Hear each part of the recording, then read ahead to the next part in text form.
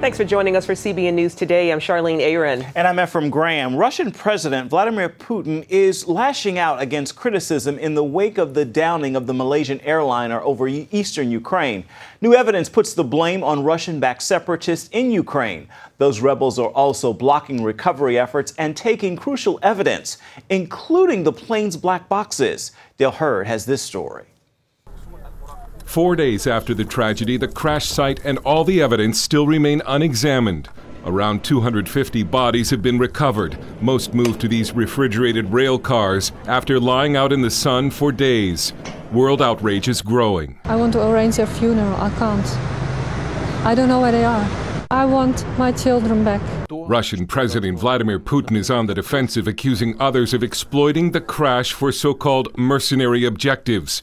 He's also still blaming Ukraine authorities for reigniting the fighting with pro-Russian rebels. Secretary of State John Kerry was having none of that.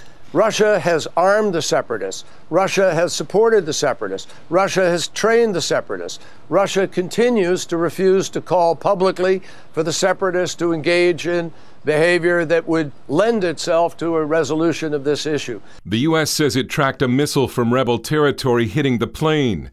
And there are audio intercepts released by the Ukraine government showing rebel leaders discussing the shootdown.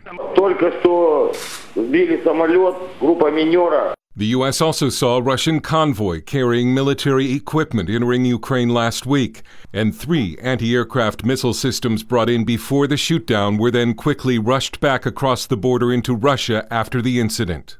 The Ukrainian Prime Minister calls it a crime against humanity. Meanwhile, President Obama is being criticized for not being forceful enough. President Obama is trying to be deliberative. It comes off as indecisive. He's trying to be thoughtful. It comes off as weakness.